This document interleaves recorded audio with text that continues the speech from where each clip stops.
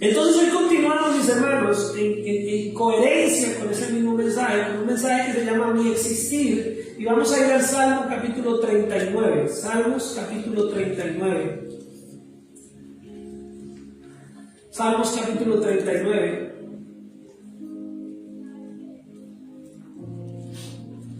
Empieza el salmista. Este es un salmo que escribió el rey David, el salmista, el conocido por todos, y se lo escribió a su director de alabanza, se lo escribió a la persona que era la encargada de dirigir la alabanza, se lo escribió a él, tal vez para recordarle quién es Dios y quiénes somos nosotros delante de él, ¿sí? Y dice la palabra que dice el salmista, yo dije, atenderé a mis caminos. ¿Atenderé a qué? A mí no me gusta avanzar muy rápido. Yo por mí me tomaba mucho más tiempo a veces con los versículos, pero el tiempo es el que no me ayuda a mí. Pero lo que dice el salmista es: atenderé, voy a ponerle cuidado a lo que hago, voy a prestarle atención en el camino en que yo llevo. ¿Cuántos examinan su vida diariamente? ¿Cuántos miran a ver qué fue lo que yo hice el año pasado? ¿Qué me funcionó? ¿Qué no me funcionó? Voy a atender mis caminos, voy a ponerle cuidado a mi caminar. Cuando los niños están aprendiendo a caminar, cuando los pequeñitos, uno les dice que se fijen, ¿verdad? Que miren por dónde caminan. Cuando a veces uno como papá ya sabe que su niño ya tiene 5, 6, 7 años y se cae, a veces a uno hasta le da mal genio.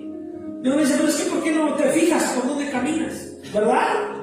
A veces uno como papá, en lugar de ayudarlos, de levantarlos, uno los regaña y uno dice, pero fíjese por dónde camina, mire que se tropieza. ¿Por qué no vio el escalón?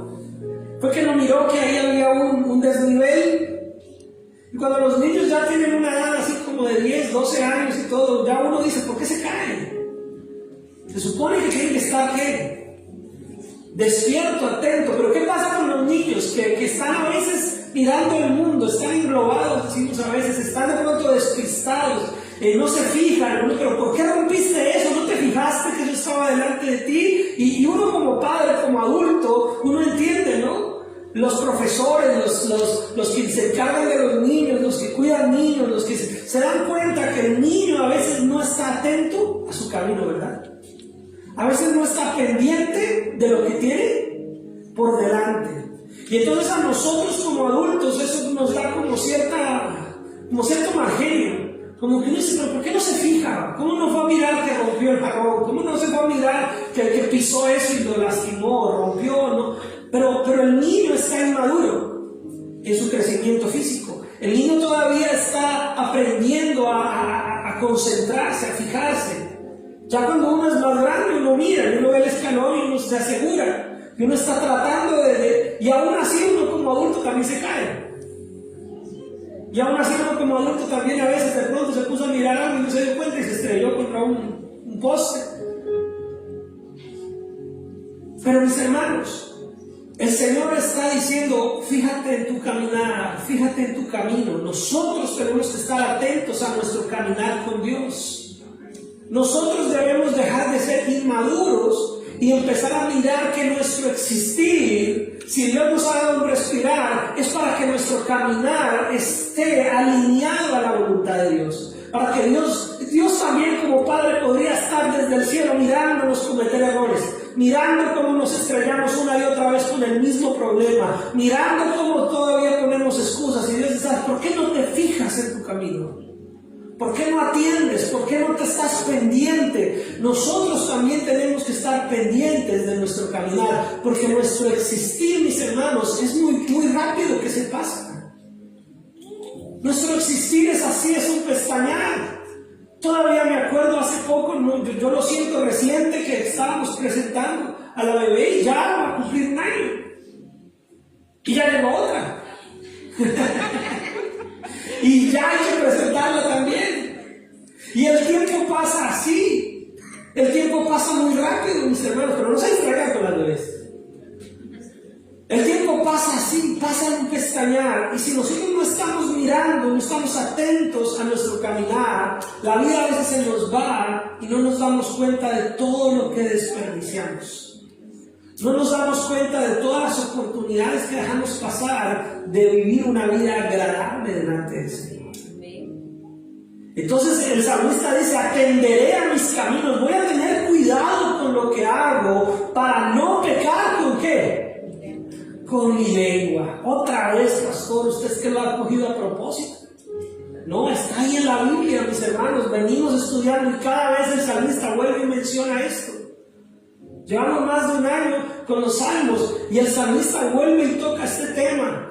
Dice: para no pecar con mi lengua, guardaré mi boca. ¿Con qué? Con freno, mis hermanos.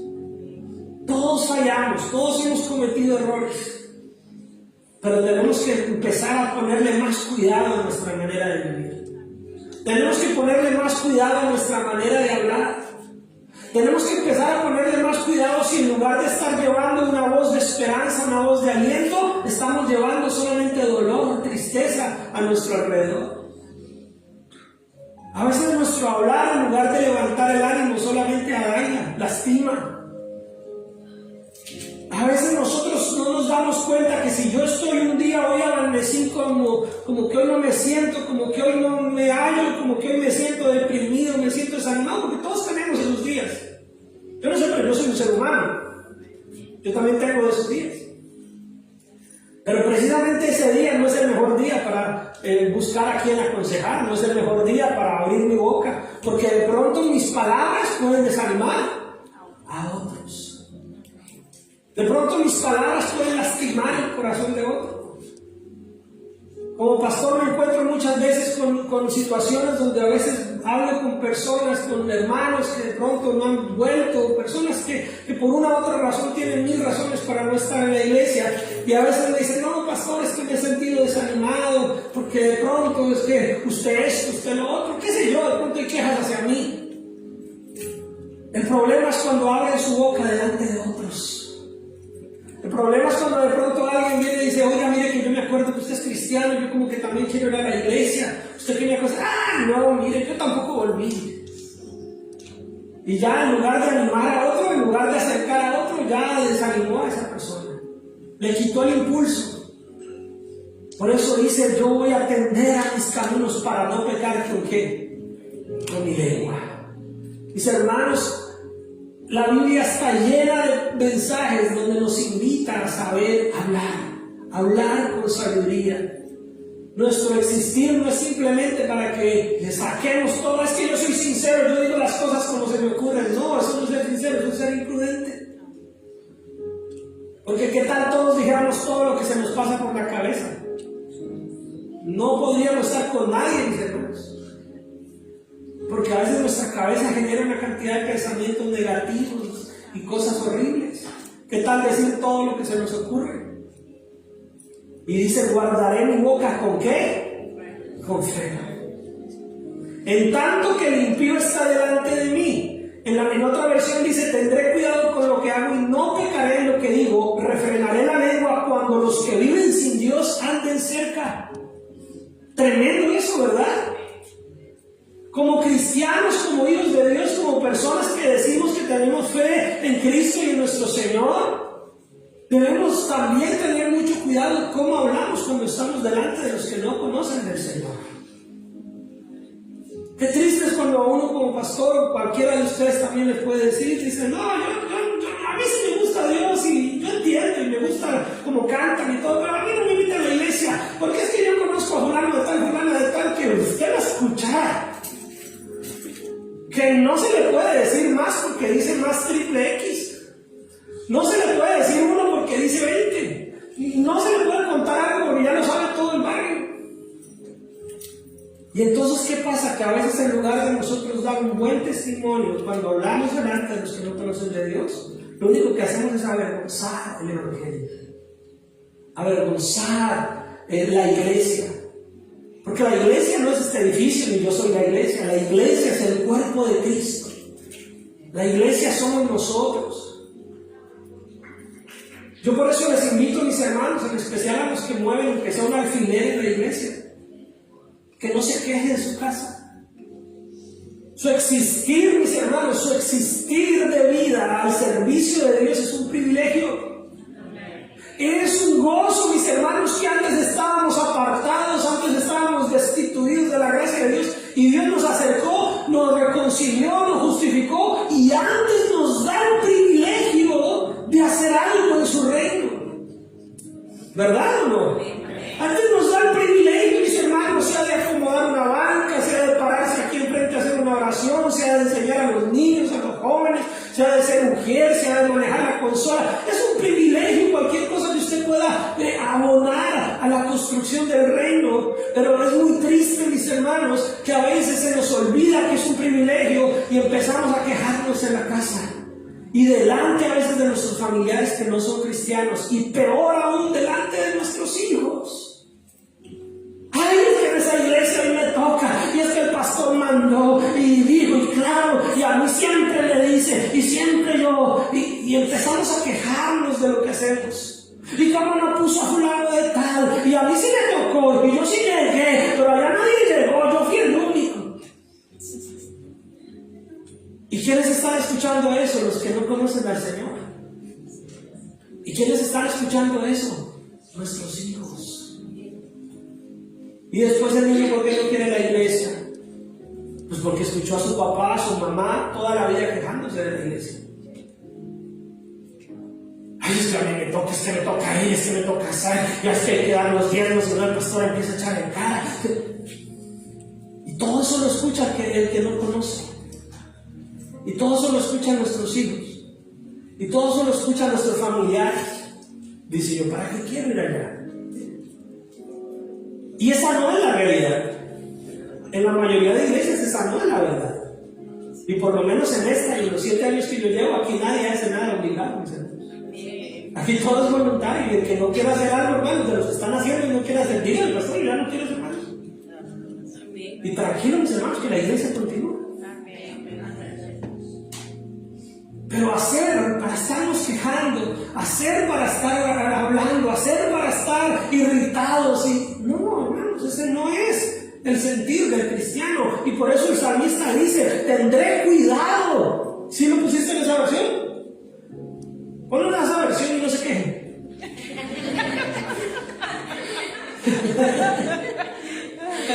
Dice, tendré cuidado con lo que hago y no pecaré en lo que digo. Refrenaré la lengua cuando los que viven sin Dios anden ¿qué?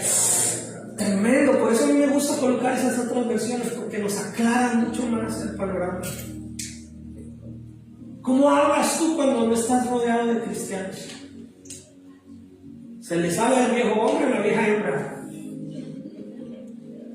¿O aprovecha para hablar mal de la iglesia? ¿O aprovechas más bien para mostrarle a los demás que estás gozoso, feliz? Es como venir acá el domingo. Para algunos es una carga, para otros es una felicidad, es un gozo. Y como tú salgas de tu casa, los que no vienen van a saber cómo viniste. ¿Sales con alegría de tu casa? ¿Me voy feliz, alegres? ¿O sales, buenas tardes, chavales, ay, yo mejor no voy, yo mejor preciso? ¿Cómo se queda la otra persona? Dice, nada, pues yo por eso no voy. Estar así, todo estresado, todo amargado. Tenemos que aprender, mis hermanos, que esto es parte de nuestro existir. Es parte de nuestra manera de vivir. Y dice el versículo 2, volvemos a la del 60. Dice, enmudecí con silencio, me callé al respecto de lo bueno y se agravó mi dolor. Que miren, hermanos, que usted y yo hagamos lo correcto, que usted y yo no abramos nuestra boca, no quiere decir, mis hermanos, que no estemos pasando por situaciones o que no pasemos por situaciones difíciles. Y aún si Dios está tratando con nosotros, es por nuestro bien. Aún si Dios nos pasa por situaciones donde tenemos que aprender a confiar en Él por pruebas con dificultades, es porque Dios está interesado en tu carácter, está interesado en tu formación de vida. Y dice, enmudecí con silencio, me callé aún respecto de lo bueno y se agravó mi dolor. Se enardeció mi corazón dentro de mí, en meditación se encendió fuego y así proferí con mi lengua.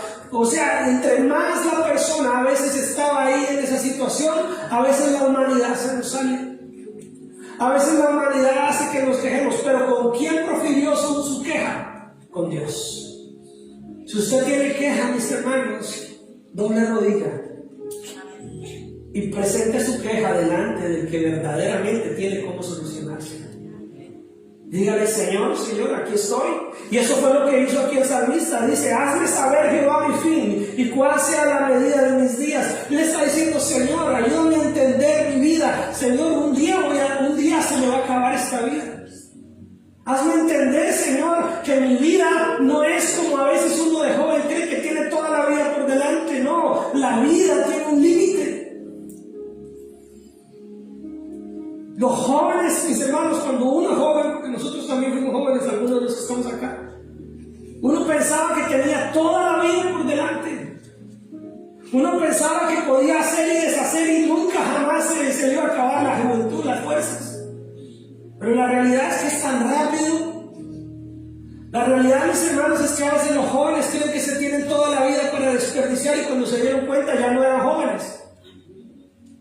Cuando se dieron cuenta ya tenían 40, 30, 35 y se dieron cuenta que ya no son jóvenes. Y por eso la palabra del Señor dice en Eclesiastés, dice que ojalá no lleguen esos días y que miremos atrás y no tengamos contentamiento. Que no tengamos contentamiento, porque desperdiciar la juventud, para los que son aquí jóvenes, mis hermanos, es tirar oro. Porque esa época, mis hermanos, en que a uno no le duele nada, se cae, se levanta y como si nada, se levanta, corre, va, viene, alcanza, va, tiene una energía para todo. Es una época limitada del ser humano. Esa época es limitada. Lo vemos con los deportistas, mis hermanos. Pueden ser jóvenes de edad, 30, 35, de edad son jóvenes, pero los equipos ya les están haciendo veteranos y los están mandando a dormir. Ya, denle paso a los que siguen, porque ya la juventud, esa etapa hermosa entre los 15 y 25 años, mis hermanos, es una etapa gloriosa, que si la sabemos aprovechar para el servicio del Señor, vamos a cultivar, vamos a cosechar más adelante esa bendición. Por eso el salmista está diciendo: Señor, hazme saber realmente cuál es el fin. Dame, Señor, la medida. Sepa cuán frágil soy. Sí dice ahí, ¿verdad? Dice ahí la palabra del Señor: sepa yo cuán frágil soy. Cuán fugaz es nuestra vida, dice otra versión. Cuán fugaz es nuestra vida.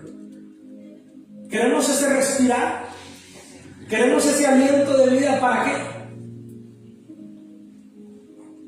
Para vivir para la gloria del Señor.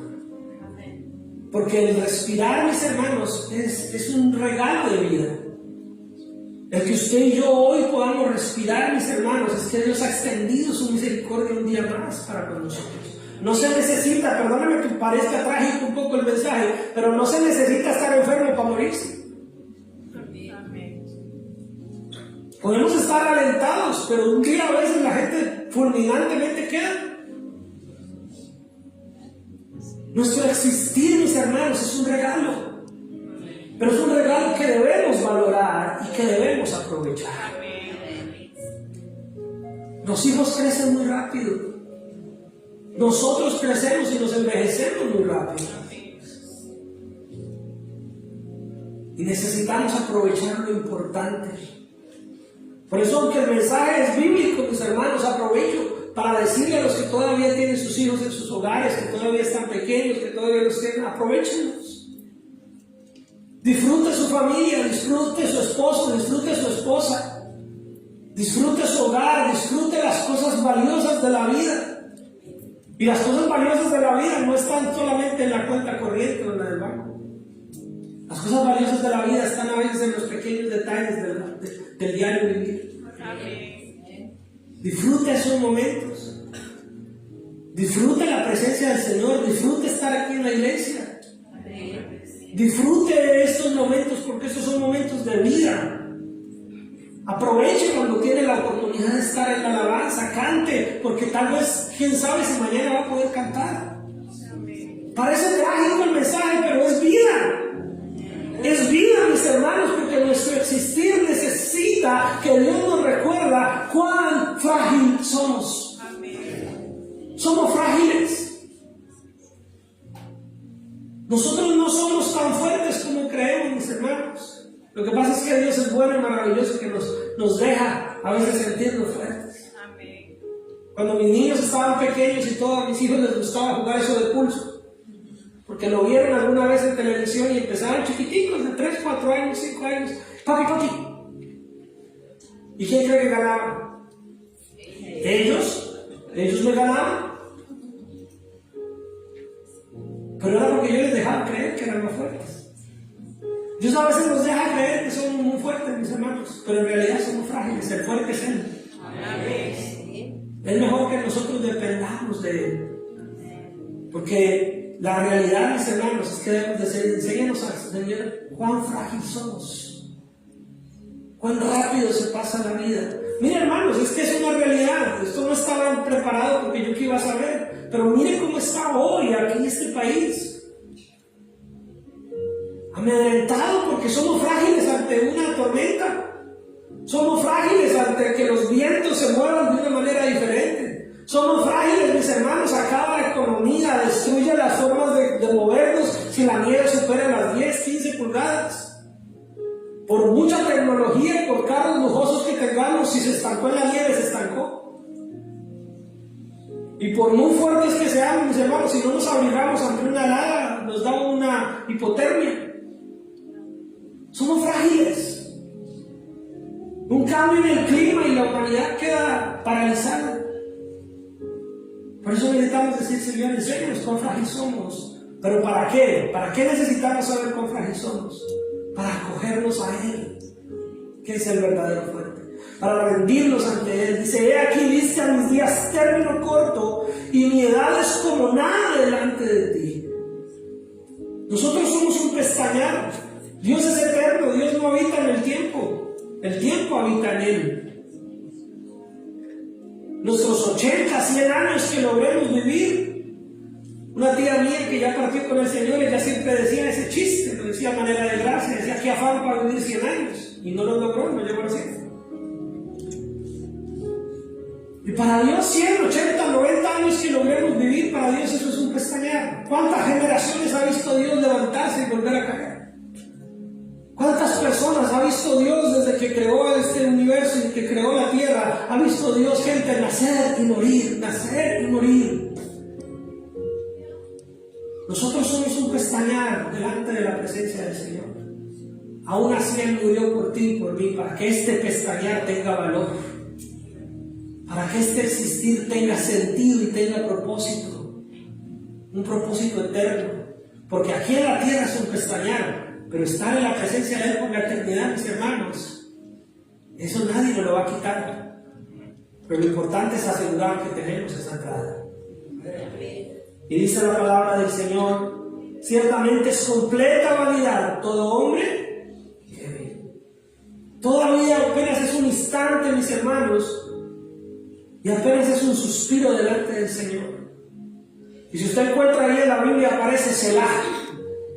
Para los que han estudiado conmigo en otros momentos, Selah quiere decir, haga una pausa, piense, medite en lo que estamos escuchando. Medite que está diciendo ahí el salmista, ciertamente es completa vanidad todo hombre que vive, mis hermanos. Nuestra vida, si no la vivimos, si no la disfrutamos según el modelo de Dios, si no colocamos nuestras vidas en sus manos, es simple vanidad. Los faraones los enterraron con sus riquezas, mis hermanos, y es la hora que todavía se encuentran esas riquezas y se las pelean o las ponen en museos, pero ellos no las pudieron llevar más allá. Los reyes, mis hermanos, les podrán hacer esculturas, les podrán hacer fotos, podrán aparecer todo, pero su vida ya pereció. Y gloria a Dios si partieron con el Señor, de lo contrario, fueron olvidados.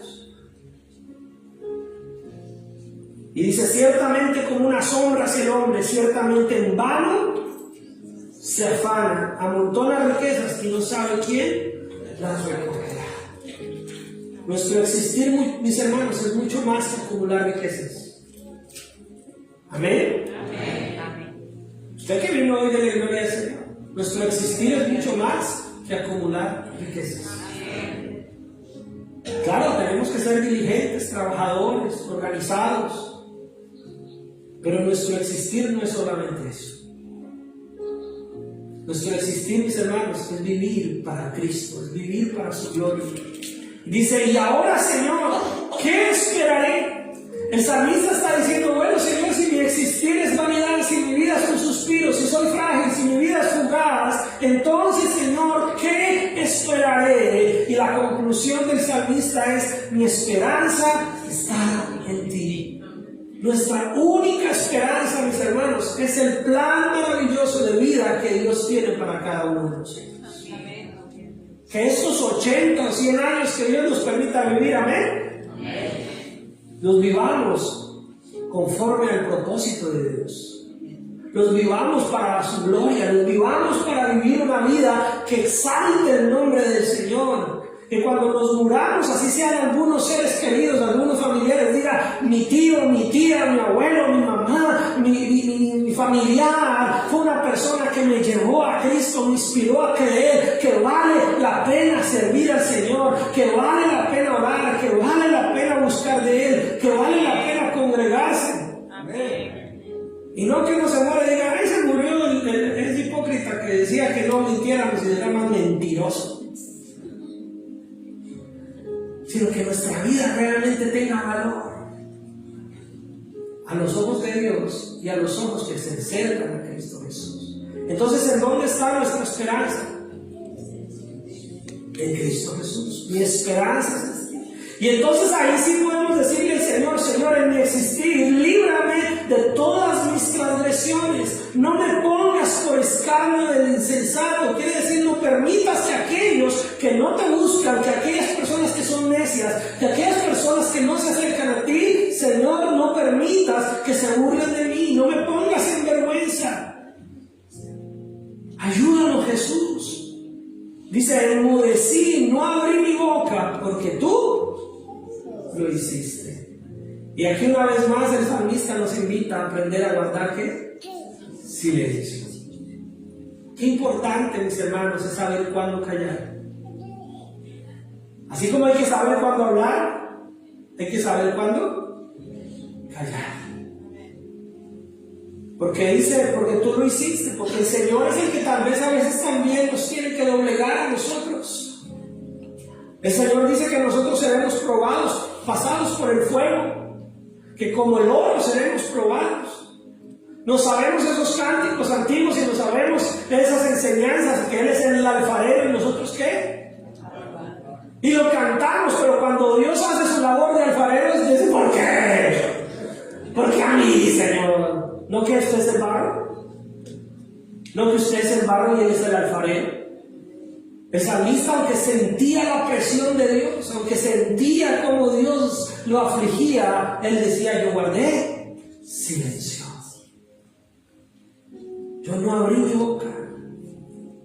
Y ese es un gran mensaje de nuestro existir. Yo sé que lo puedo decir con confianza, pero hemos hablado de eso, ¿verdad? Hemos hablado de eso con Débora.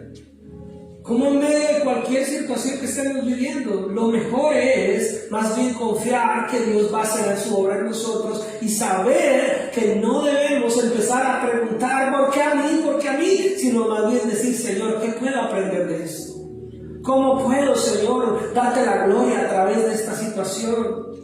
Job, mis hermanos, Job fue un hombre que pasó por todo tipo de pruebas, por todo tipo de dificultades, y Job sencillamente dijo, Dios dio, Dios quitó. En todo sea que exaltado, alabado. Job supo callar cuando había que callar y supo hablar cuando había que hablar. Y dice en el último capítulo de Job, dice que fue quitada su aflicción cuando él hubo orado por sus amigos, ni siquiera cuando oró por él. Su aflicción fue quitada cuando dijo, ya, voy a orar por otros. Voy a orar por los que me afligen, voy a orar por los que me critican, voy a orar por los que me cuestionan. Esa es mi labor como pastor, hermano. Orar por los que me critican, orar por los que me cuestionan, orar por los que me quieren ver acabado. No para que Dios les haga nada malo, sino para que Dios los exalte, los ayude, los levante, los llene de fe, de esperanza, para que se arrepientan y vuelvan a Él, porque al fin de cuentas mi labor como pastor es que hacer que la gente se acerque a Cristo. Pero eso no es solo la labor del pastor, ¿o sí? Porque a veces como cristianos, a mí yo soy de los que me río mucho a veces viendo lo que se publica en redes sociales, en especial los cristianos. Porque muchos empiezan a poner mensajes que me he destruido, que los que me hicieron, yo veré como Dios los fulmina. Eso no es de Dios. El Señor le dijo eso a sus discípulos: ¿ustedes de qué espíritu son? Yo no he venido a eso. Es que yo soy un guerrero del Señor y los que me humillaron van a ver como Dios me... No. Si te humillaron, ora para que los que te humillaron se arrepientan y ahora glorifiquen al Señor. Es que perdone y ya. Pero no, a veces queremos es un evangelio donde nos sentimos el centro del universo y que Dios gira alrededor de nosotros y está destruyendo a todos los que nos miraron fe. Pero ese no es el evangelio que yo predico, porque no es el evangelio que yo conozco. El evangelio que yo conozco, mis hermanos, nos lleva más bien a nosotros saber cuándo llevar el amor de Cristo aún a los que nos ofenden, aún a los que nos cuestionan, aún a los que nos critican. Como cristianos somos vulnerables. El Señor dice en su palabra que nosotros estamos como un libro abierto, estamos atentos a que el mundo nos observe. Aún los ángeles nos miran, nosotros estamos en observación. Cuando usted entra, mis amigos que visitan hoy por primera vez, yo no sé si ya conocen o no conocen del Señor, pero cuando entramos en el caminar por Dios, nos volvemos personas que somos públicas en un mundo espiritual. Nos mira Dios, nos mira el diablo, nos miran los hermanos, nos miran los que no nos quieren, nos miran los ángeles, nos mira todo el mundo para ver nuestro caminar.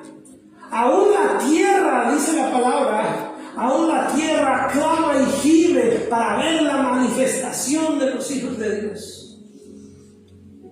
Estamos observados por todos lados, mis hermanos. Por eso dice el apóstol: teniendo en derredor nuestro tan grande nube de testigos, su vida, mis hermanos, está en el centro donde es observado por todo el mundo. Y eso nos tiene que dar a nosotros un sentir de valorar ese existir y decir: Señor, que mi vida sea observada por buenos y malos, por ti y por los ángeles y por los hermanos en la fe, pero también por los que no.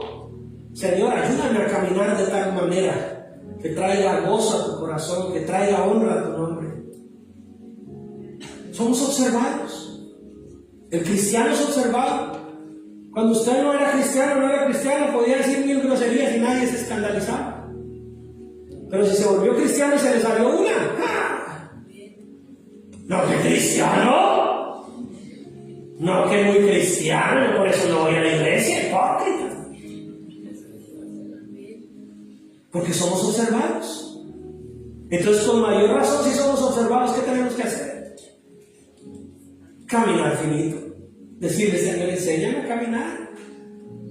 Porque nuestros errores, mis hermanos, nuestras caídas y nuestros momentos difíciles pueden también afectar a otros. Y no piense tanto en los extraños, piense en su propia familia. Piense en los propios que están a su alrededor. Como padres, como madres, como tíos, como abuelos, como hermanos, como familiares. Todo nuestro caminar es observado por la siguiente generación, es observado por los familiares. Aún esos familiares que no son cristianos y que nos hacen la vida imposible, porque los tenemos, amén. Y gloria a Dios que los tenemos, porque nos ayudan también a decir: Señor, ayúdame a ser fiel. Pero esos familiares que nos critican, que es que yo no creo en los cristianos. Yo tengo familiares que hoy hasta en el Facebook ponen cosas y yo sé que las ponen conmigo. Pero gloria a Dios por ellos, mis hermanos, porque nos recuerda que tenemos que ser luz. Porque nos recuerda, mis hermanos, que no podemos vivir como se nos da la gana, sino vivir como Dios manda. Y a esos familiares tenemos que darles también. Y esos que más nos critican y que más nos observan, pueden ser los primeros en llegar, mis hermanos. Porque al final van a decir: oiga, tanto tanto que lo critico, tanto que lo observo, y mire qué vida, mire qué integridad, mire cómo él ora. Oiga, mire, yo lo ofendí en el día que lo llamé a pedir un favor, digo, claro, ¿en qué le puedo servir? Aquí cuente conmigo. Ese es el cristiano. Que va y antes se convierte en luz ese momento. Porque así es como nosotros peleamos esta batalla espiritual. No es aquí zapateando en la iglesia, es en esas circunstancias. Es en esos momentos donde peleamos esa batalla espiritual. Donde decimos, Señor, este es el momento de la pelea. Aquí podría yo sacar toda mi... Ay, no, que la otra vez me dijo, pues ahora no le hago el favor. No, pero ese no es el actual del cristiano. El actual del cristiano es más bien decir, ahora es mi oportunidad de mostrarme que yo tengo algo diferente, que yo tengo a Cristo en mi vida. Es el momento de hacer luz donde hay oscuridad. Y por eso el salmista dice, yo enmudecí, no abrí mi boca, porque tú lo hiciste, Señor. No me voy a quejar mientras estoy pasando por una situación difícil. La palabra del Señor dice que honra a los que honran. Mi mamá a mí me enseñó eso, mis hermanos. Nosotros pasamos por muchas situaciones difíciles en mi país. Más de las que quisiera contarles. Y casi que a veces ni quiero hablar de eso. Pero mi mamá me enseñó a honrar a Cristo en medio de cualquier adversidad. Una época en mi hogar, mis hermanos, casi no cuento a veces cosas, testimonios de mi vida, pero hoy me veo inclinado a hacerlo. Una vez mi mamá y mi familia, o mejor dicho, mi mamá, mi hermano y yo, porque ya vivíamos los tres nomás, estábamos pasando por una situación tan difícil económica, y mi mamá no tenía sino deudas, y no tenía casi ingresos. Mi mamá vendía helados en un parque, y mi mamá sacaba, yo le decía, ¿y de qué va a diezmar si no tenemos ni para dar nada? Le decía, voy a diezmar de lo que debo. Y ella hacía cuentas de cuánto debía y buscaba vender paletas y helados para dar un diezmo de lo que debía, ni siquiera de lo que ganaba. Y decía, porque Dios no nos va a dejar siempre así. Y tal vez uno de niño, de joven, hasta de yo decía, mamá, ¿cómo está loca? Piensa uno, yo estoy siendo sincero, uno en esa edad uno ve hacer eso a su mamá y no sé. Pero hoy en día doy testimonio de que mi mamá me enseñó que aún en los momentos más difíciles uno tiene que honrar a Dios. Y uno tiene que hacer actos de fe y moverse en fe y caminar en fe. Porque el Dios que nos salvó de la condenación eterna es fiel y justo para salvarnos de cualquier otra situación en este mundo. Y aún si no nos salva de cualquier otra situación en este mundo, tenemos garantizada esa entrada triunfal con Él. Entonces dice el salmista, quita de sobre mí tu plaga, Señor, estoy consumido bajo los golpes de tu mano. Con castigos por el pecado, corriges a quién? Al hombre, y deshaces como polilla lo más estimado de él. Mis hermanos, si Dios nos corrige, si Dios nos disciplina, si Dios pone su mano sobre nosotros, aunque nos duela, démosle gracias al Señor. Porque la misma palabra del Señor dice que el padre que no corrige a su hijo le tiene ¿por qué? Por bastardo. Pero si Dios pone su mano sobre ti, te corrige, te hace ver tu pecado y te alinea y te busca, no reniegues, dile gracias al Señor porque sé que estás interesado en mí. Porque sé que tú estás hablando a mi vida, porque sé que no me quieres dejar igual. Peor es que Dios se olvide de nosotros y que nos deje pecar ahí deliberadamente. Eso es peor, mis hermanos. El que peca y siente que no le pasa nada, peor, porque podrá pecar 100 años en esta vida y morirse y creer que nunca nada le pasó, pero su eternidad será llanto, y dice la palabra del Señor que allá será el crujir y el llorar. Entonces aquí ahora donde necesitamos darle gracias al Señor, porque aun cuando su mano se agrave sobre nosotros, es porque está interesado en ti. Amén. Es porque Dios está interesado en tu vida. Jóvenes, jovencitas, Dios está interesado en ti. Si a veces siente que es mucha presión ser cristiano, que es mucha presión ser cristiana, es porque Dios está interesado en tu vida. Porque Dios no quiere que vivas una vida y la desperdicies. ¿De qué sirve llegar a los 30, a los 40? Ay, si yo hubiera escuchado a mi mamá. Pues ya no la escuchó. Ay, si no hubiera atendido el consejo, pero si no la atendiste, ya lo único que queda es solamente llorar y ya. Pero Dios te da la oportunidad de que cambies, de que te arrepientas y de que endereces tus pasos. Amén. Y termina diciendo: ciertamente vanidad es todo hombre. Oye mi oración, oh Jehová, y escucha mi clamor. No calles ante mis lágrimas, porque forastero soy para ti y advenedizo como todos mis padres. Déjame y tomaré fuerzas antes que vaya y perezca. El versículo 12, mis hermanos, es el centro y final de esta palabra. Así que le invito a que se coloque sobre sus pies. Hoy hemos hecho el ejercicio de 1000 maneras. Lo vamos a hacer de 1001 cosas. ¿Qué dice el versículo 12?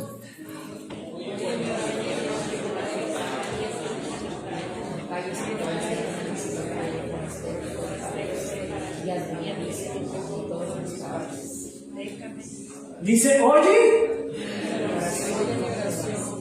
Quiere decir que para que Dios lo oiga, ¿qué tiene que hacer? Orar. Tenemos que orar. Estos mensajes de mi respirar y mi existir, que son el título, son solamente un título, mis hermanos, es una invitación a recordar que usted y yo tenemos una responsabilidad espiritual en la oración. En la oración. Como cristianos estamos llamados a orar, y orar es hablar con Dios. Pero si queremos que Dios nos oiga nuestra oración es porque vamos a orar. Si usted lee ahorita, oye Dios mi oración, y no ora, ¿qué le está pidiendo a Dios? Pero si usted le dice ahorita al Señor, Señor, oye mi oración y escucha mi clamor, es porque usted va a orar y va a clamar. Amén. Así que yo le doy unos segunditos para que usted reflexione. Cierre sus ojos ahí. Medite por unos segundos cómo está su existir. Antes de empezar a clamar, a gemir, a orar, piensa en su existir. Piensa en su realidad hoy. Piensa en su realidad hoy y dígale, Señor, reconozco cómo está hoy mi realidad. Tal vez sigo fallando en esto, sigo fallando en aquello. Tal vez sigo esclavizado del pecado, Señor. Tal vez he estado tan lejos de ti, Señor, que hoy ni siquiera sé qué empezar a decirte. Pero reflexione por un segundo y empiece a orar. No se quede callado, no se quede callada. Porque si acabamos de leer que dice, oye, Jehová mi oración, escucha mi clamor, quiere decir que usted va a orar y va a clamar. Y no solo ahorita en este instante, sino lo va a seguir.